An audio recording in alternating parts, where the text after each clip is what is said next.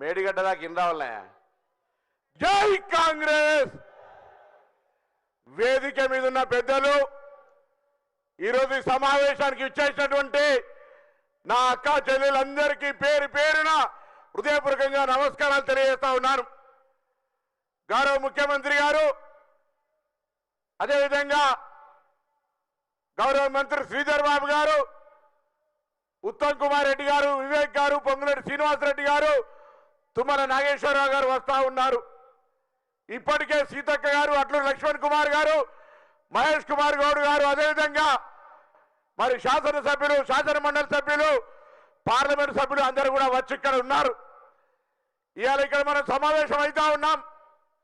ఈ సమావేశం ద్వారా మనమందరం కూడా ఒక్కసారి మననం చేసుకోవాల్సిన అవసరం ఉంది.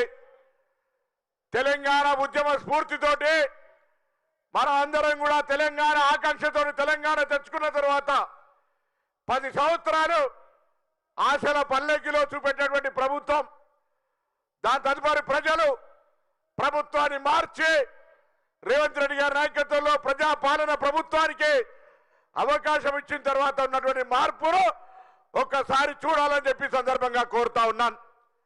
ఎందుకంటే ఇవాళ కూడా ఇప్పటికి కూడా కళ్ళు మంట చేసుకొని పూర్తిగా అసత్య ప్రచారాలు చేస్తూ ఒక్కొక్కరిగా టార్గెట్ చేస్తూ రకరకాలుగా దుష్ప్రచార ద్వారా ప్రభుత్వాన్ని బలహీనపరచడం ద్వారా పేద ప్రజలకు అందేటువంటి అనేక అంశాల్లో మరి ప్రతిపక్షం బాధ్యతగా వివరించాల్సింది పోయి ప్రభుత్వానికి సరి అయినటువంటి ప్రజా అంశాల మీద సలహా చెప్పాల్సింది పోయి ఈరోజు విచక్షణ లేకుండా వ్యవహారం చేస్తున్నటువంటి పరిస్థితులలో ఒక్కసారి ఆలోచన చేయండి. మీ ఆశీర్వచనంతో వచ్చిన ఈ ప్రభుత్వం 48 గంటల్లో తెలంగాణ ప్రజాపాలన ప్రభుత్వం అక్కా చెల్లెలందరికీ ఉచితంగా బస్సు సౌకర్యం కలిగజేసింది.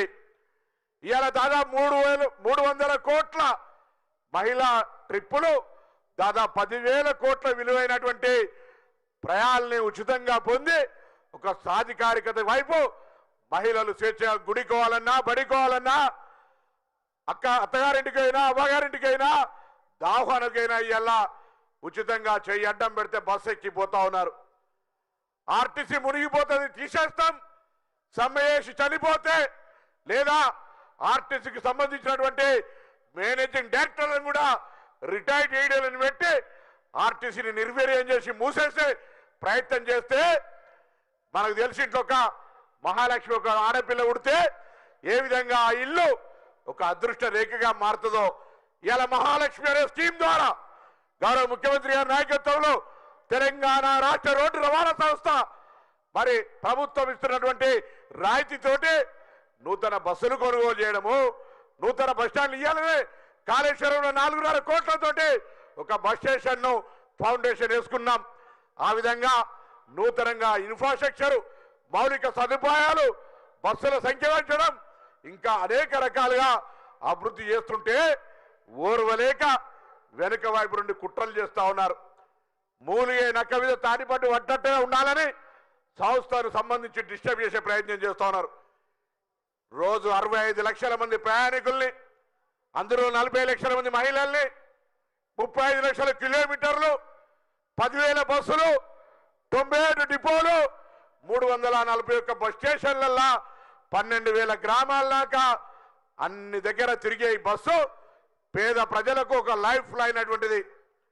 ఏ సమస్యలున్నా రాష్ట్ర ప్రభుత్వం తరఫున 3 ప్రధాన అంశాల మీద ఆర్టీసీకి నడుస్తూ ఉంది.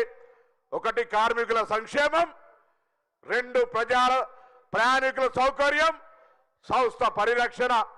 కాబట్టి దయచేసి అందరూ కూడా పేద ప్రజలు ప్రయాణించేటువంటి ఈ యొక్క రవాణా అంశంలో ఎవరైనా మాట్లాడినా, నేను కావచ్చు, మంత్రివర్గంలో ఏ మంత్రి అయినా, రేపు చెన్నై నుంచి ఉప ముఖ్యమంత్రి గారు వస్తారు, వారి నేతృత్వంలో అందరినీ సంప్రదించేటువంటి సమ్మె లేకుండా ఆర్టీసీ కార్మికులకు సంబంధించి గుండెల్లో పెట్టి చూసుకునేటువంటి ప్రభుత్వం ఉంటుంది అనేటువంటి మాట సందర్భంగా తెలియజేస్తూ 200 యూనిట్ల ఉచిత కరెంటు, నెల రాగానే 1000 రూపాయలు కావాలి కరెంటుకు, లేకపోతే కరెంటు వీకేస్తుండే అటువంటి 200 యూనిట్ల కరెంటు ఇవ్వాలా.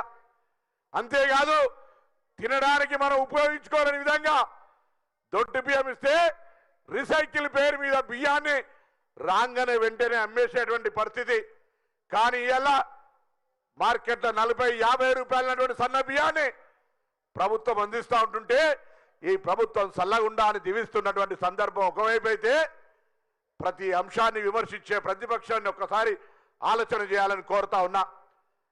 గత 10 ఏళ్ళు రేషన్ కార్డు కొరకు రాష్ట్ర వ్యాప్తంగా మాకు రేషన్ కార్డు కావాలి, మా ఇంట్లో కొత్త కోడలు వచ్చింది, కుటుంబం వేరుపడ్డది, కొత్త పిల్లలు వచ్చిర్రు అని అడిగితే కూడా ఎవరికి రేషన్ కార్డు ఇవ్వనటువంటి పరిస్థితుల్లో ఎన్నికలు లేదా ఇంకో ప్రత్యేక పరిస్థితి అని కాకుండా సంవత్సరానికి 365 రోజులు ఎవరు అర్హత కలిగి ఉంటే వారికి రేషన్ కార్డు ఇచ్చే కార్యక్రమాన్ని ఈ ప్రభుత్వం చేపడుతుంది అనే మాట సందర్భంగా మనవి చేస్తా ఉన్నా.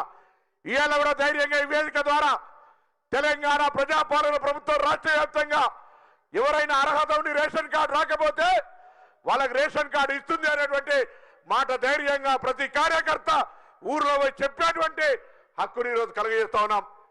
రోటీ కపడా और మకాన్ ఆనాటి ఇందిరమ్మ గరీబీ హటావ్ స్కీమ్, ఇలా బియ్యం ఇస్తా ఉన్నాం, కరెంట్ ఇస్తా ఉన్నాం.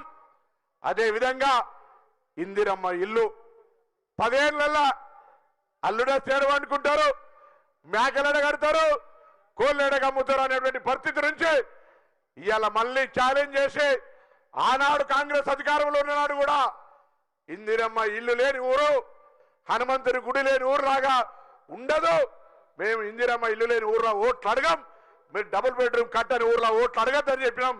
ఇవాళ కూడా ఈ ప్రభుత్వం వచ్చిన తర్వాత నియోజకవర్గానికి 3500 మొదటి దశలో ఇందిరమ్మ ఇల్లు ఇస్తూ పోతా ఉన్నాం.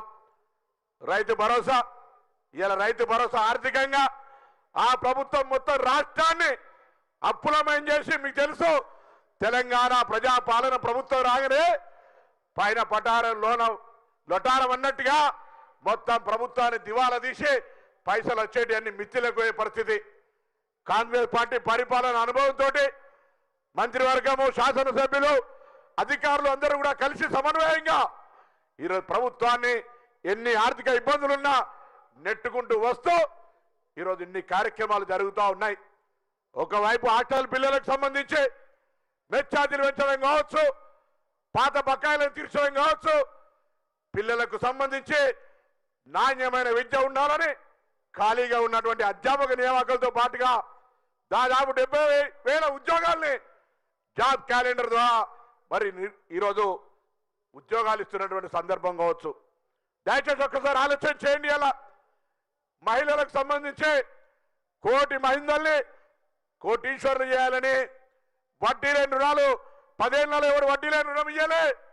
ఇలా ప్రతి మండల సమైక్య, గ్రామ సమైక్య, ఇలా వడ్డీ లేని రుణాలే కాకుండా రాష్ట్ర వ్యాప్తంగా ఉన్నటువంటి 540 మండలాలకు, మండల సమైక్యలకు మరి మెక్మా ద్వారా బస్సును కొనిపించి ఆర్టీసీ తీసుకొని నెలకు 70,000 రూపాయల కిరాయిని మా మహిళా సంఘాలకు ఇస్తా ఉన్నామనేటువంటి మాట సందర్భంగా ఉచితంగా ప్రయాణం చేయడమే కాదు, బస్సులకు యజమానులను కూడా చేసినటువంటి ప్రభుత్వం ఈ కాంగ్రెస్ ప్రభుత్వం అనే మాట సందర్భంగా మనం చేస్తా ఉన్నా.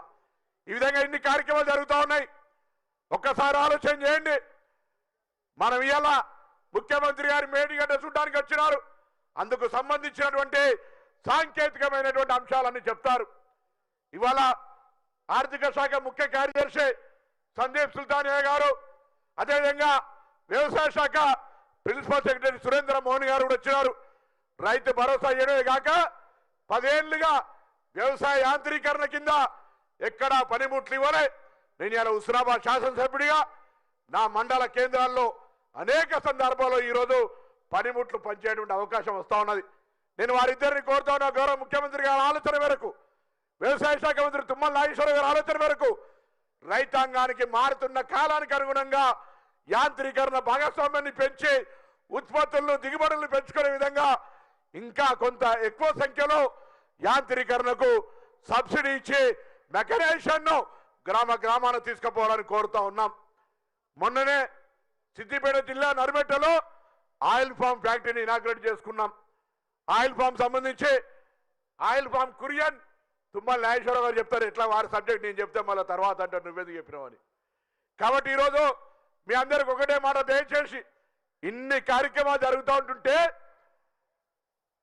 కాంగ్రెస్ ఉండాలి, 10 సంవత్సరాలు కాంగ్రెస్ ఉండాలని నినాదాన్ని ఏళ్ళ నుంచే ప్రతి పల్లెలోకి తీసుకుపోండి. 14 సార్లు కాంగ్రెస్ టికెట్ మీద పోటీ చేసి పెద్ద ఆయన వయసు సందర్భం వచ్చినప్పుడు జగిత్యాలనే మాట్లాడతాం. కానీ ఒక్కసారి మీ వెన్ను కూడా చూసుకోవాలి. 1983లో తెలుగుదేశం నుంచి పోటీ చేస్తే 85లో నా రాజకీయ గురువు చొక్కారావు గారు ఆనాడు తీసుకొచ్చి జగిత్యాలలో 83లో పోటీ చేసిన రత్నాకర్రావు గారిని కాదని టికెట్ ఇస్తే 96 పార్లమెంట్ ఎన్నికల్లో ఆనాడు పెద్దలు శ్రీపాదరావు గారు లేరు, లేదా ఇంకా చాలా మంది నాయకులు ఉన్నటువంటి సందర్భంలో పివి నరసింహారావు గారు ప్రధానమంత్రిగా పార్లమెంట్ టికెట్కి ఏ విధంగా వ్యతిరేకం చేసినారో ఒక్కసారి తెలుసుకోమని చెప్తా ఉన్నా జీవన్ రెడ్డి గారికి. ఇలా చంద్రశేఖరరావు గారి సంగతి మీకు తెలియదు కాదు. పిలువంగా గేట్ కాడికి వచ్చి పిలుస్తాడంటే కండువా కప్పి, 2వ రోజు రాగానే డైనింగ్ టేబుల్కి తీసుకుపోతాడు. 3వ రోజు వస్తే ఆఫీస్ రూమ్లో కూర్చుని పెడతాడు. 4వ రోజు ఇక నీకు ఇంటర్వ్యూ కూడా ఉండేది. మనం చూస్తలేమో, ఎంతమందిని చూడలే. మన జిల్లాలో ఈటెల రాజేందర్ చూడలేదా? మా జిల్లాలో నాకంటే ముందు దేశీని మల్లయ్య ఉద్యమకారుడు, కమ్యూనిస్టు నాయకుడు, పాప చనిపోతే కూడా ఉన్నటువంటి పరిస్థితిని ఒక్కసారి జ్ఞాపకం చేస్తా ఉన్నా. కాబట్టి ఆ పార్టీలో ఆల నరేంద్ర నుంచి మొదలుకొంటే చాలా మందిని పాపం మా నిజామాబాద్ మహేష్ అన్న జిల్లా డి శ్రీనివాస్ గారు కాంగ్రెస్ పార్టీ నాయకుడు లాస్ట్కు ఆయన ఆత్మఘోషతో చనిపోయే విధంగా అవమానపరిచినటువంటి పరిస్థితిని అలా చాలా మంది నాయకుల్ని ఇటేటు రాగానే ఇల్లంతా ఇదే, దాని తర్వాత తండ్రుడు అంతే, మళ్ళా కనీసం కలవలేని పరిస్థితులలో ఈ వయసులో ఎందుకయ్యా నీకు ఈ బాధ? నేను కవంబెల్లి సత్యనారాయణ, మేడిపల్లి సత్యం, డాక్టర్ సంజయ్ గారు, ఆది శ్రీనివాస్ గారు మా పార్లమెంట్ నియోజకవర్గానికి సంబంధించి అనేక సందర్భాల్లో వారికి ఎమ్మెల్సీ గెలిపేయడానికి సంబంధించి లేదా అనేక సందర్భాల్లో ఒక పెద్ద ఆయనగా గౌరవం ఇచ్చినాం. కానీ గౌరవం కాపాడుకోకపోతే అది మా చేతుల్లో లేదు. మీకు మీరుగా ప్రజలతోటి మీరు అన్నారు కాంగ్రెస్ నాది అన్నారు. ఇవాళ కాంగ్రెస్ భగవంతుడు ఎవరు కూడా శాశ్వత జీవితం ఉండాలి. ఏదైనా జరిగితే కాంగ్రెస్ కండువా కప్పుకునేటువంటి అవకాశం ఉంది కావచ్చు అనుకున్నాం. కానీ ఇలా దౌర్భాగ్యమైన పరిస్థితి, ఇలా ఏం మాట్లాడుతుందో తెలియలేని పరిస్థితి. మధ్యలో పాప మా బిడ్డ లక్ష్మణ్ కుమార్ గారు ఇంటికి పోయి బెదిరించేటువంటి పరిస్థితి చూసినాం. నేను మంత్రి అయినాకనైతే నన్ను జైత్యాలకు సంబంధించి మమ్మల్ని కనీసం గౌరవంగా ఒకనాడు సన్మానం కూడా చేసినటువంటి పరిస్థితి. మంత్రి అయినా కష్టపడి మీ అందరికి తెలిసేయాలి, ఎన్ఎస్ఐ కార్యకర్తగా నాతో కలిసి పనిచేసినటువంటి మహంకాళి స్వామి గోదావరికని మేయర్గా, శ్రీనివాస్ మంత్రి మున్సిపల్ చైర్మన్గా, కాలువ లింగస్వామి గారు జిల్లా ఎన్ఎస్ఐ అధ్యక్షుడిగా, మహేష్ కుమార్ గౌడ్ రాష్ట్ర అధ్యక్షుడు అయితే జిల్లా ఎన్ఎస్ఐ అధ్యక్షుడిగా 100 సార్లు మంత్రి ప్రాంతానికి, మాదేవ్పూర్ ప్రాంతానికి రాజబాబు గారు ఇక్కడ మీ పాత జడ్పీటీసీ రాజేశ్వరరావు చనిపోయినాడు. ఆ విధంగా చాలా మంది ఈ ప్రాంతంలో ఎన్ఎస్ఐ నాయకుడిగా మా ప్రకాష్ రెడ్డి నాడు మళ్ళా చైర్మన్ ప్రకాష్ రెడ్డి అయితే ప్రకాష్ రెడ్డి 100 సార్లు ఈ ప్రాంతంలో తిరిగిన వ్యక్తిగా, అడుగడుగు ఆలోచన కలిగిన వ్యక్తిగా మీ అందరికీ ఇలా గౌరవ ముఖ్యమంత్రి గారు వస్తున్నారు. ఒకసారి గట్టిగా చప్పట్లు కొట్టి స్వాగతం తెలియాల్సిందిగా నేను కోరుతూ, అందరం కూడా ఈరోజు మనకొకటే మాట, కాంగ్రెస్ రావాలి, కాంగ్రెస్ ఉండాలి, 10 సంవత్సరాలు ఉండాలి అనేటువంటి నినాదంతో ప్రతిపక్షాలు ఎంత దుష్ప్రచారం చేసినా, ఎవరెన్ని మాట్లాడినా తప్పకుండా కాంగ్రెస్ పార్టీ చేస్తున్న కార్యక్రమాల్ని ఇంకా ముందుకు తీసుకుపోవాలని కోరుతూ విజయరామనారావు గారు వచ్చినారు. అందరికీ నమస్కారం, వారికి కూడా ధన్యవాదాలు చెప్తూ సెలవు తీసుకుంటాను. ఒకటి పాట పాడండి. ముఖ్యమంత్రి గారు ఒక 4-5 మినిట్స్లో వేదిక మీకు రాబోతా ఉన్నారు. ఈ లోపల మీరు పాట స్టార్ట్ చేయండి. సీఎం గారి దగ్గరికి వచ్చినాక పాట ఆపేది. రైతన్న రంది పిల్లలు రండి రండి.